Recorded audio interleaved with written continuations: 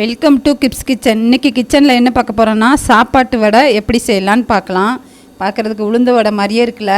வாங்க இப்போ எப்படி செய்யலான்னு வீடியோக்குள்ளே போய் பார்க்கலாம். எனக்கு இன்றைக்கி 1 கப்பு சாதம் பழைய சாப்பாடு ஆயிடுச்சு. இந்த சாப்பாட்டில் தான் நான் இன்றைக்கி வடை செய்ய போகிறேன். இந்த 1 கப்பு சாதத்துக்கு தேவையான பொருட்கள் என்னன்னு பார்க்கலாம். இந்த சாதத்தை இப்போ ஒரு ஜாரில் கொட்டிக்கலாம்.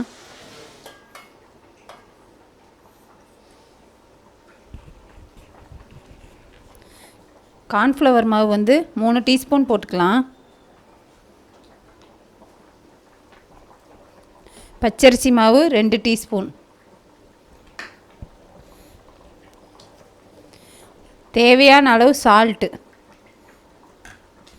கொஞ்சமாக தண்ணி சேர்த்து நைஸாக பேஸ்ட் மாதிரி அரைச்சி எடுத்துக்கலாம். நல்லா உளுந்த மாவு பதத்துக்கு அரைச்சி எடுத்துகிட்டு வந்துட்டேன். இப்போ வந்து இதுக்கு தேவையான பொருட்கள்லாம் நம்ம போட்டுக்கலாம். ஒரு பெரிய வெங்காயம் பொடிசாக கட் பண்ணி வச்சுருக்கிறேன். கொஞ்சமாக இஞ்சி, சிறிதளவுக்கு கருவேப்பிலை, ஒரு பச்சை மிளகாய் பொடிசாக கட் பண்ணியிருக்கிறேன். அதெல்லாம் இப்போ இதோட போட்டுக்கலாம். ஒரு 10 மிளகு, சோடா உப்பு ஒரு சிட்டிகை அளவுக்கு போட்டுக்கலாம். நல்லா பிசைஞ்சு எடுத்துக்கலாம். நல்லா எல்லாத்தையும் வச்சு நல்லா கலந்து வச்சுட்டேன். இப்போ நம்ம எண்ணெயில் போட்டு பொரித்து எடுத்துடலாம். எண்ணெய் நல்லா சூடாயிடுச்சு. நம்ம ஒரு கையில் வந்து தண்ணி நனைச்சிக்கிட்டு நல்லா இந்த மாதிரி உருட்டிக்கிட்டு இந்த மாதிரி செஞ்சு உள்ளே போட்டுடலாம்.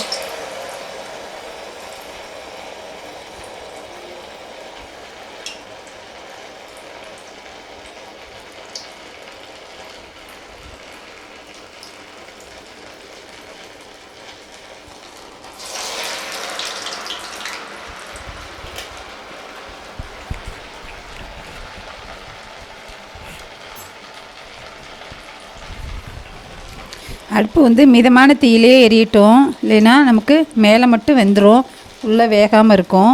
அதனால் இதுக்காகவே அடுப்பு எரியட்டும். பார்க்குறதுக்கு பாருங்கள் உளுந்த வடை மாதிரியே இருக்குல்ல. நம்ம வீட்டுக்கு வர்ற கெஸ்ட்டுக்கு கூட இந்த மாதிரி டக்குன்னு நம்ம வீட்டில் பழைய சாப்பாடு இருந்தாவே போதும், டக்குன்னு இந்த உளுந்த வடையை நம்ம செஞ்சு கொடுத்துடலாம். சாப்பிட்றவங்களுக்கு இது சாப்பாட்டு வடைன்னே தெரியாது. நம்ம சொன்னாதான் தெரியும் அவங்களுக்கு உளுந்த வடைன்னு. உங்களுக்கு பிடிச்சிருந்தா நீங்கள் ஒரு டைம் இந்த மாதிரி உங்கள் வீட்டில் ஒரு டைம் செஞ்சு பாருங்கள். பிடிச்சிருந்தா லைக் பண்ணுங்கள், ஷேர் பண்ணுங்கள், மறக்காமல் சப்ஸ்கிரைப் பண்ணுங்கள். நன்றி.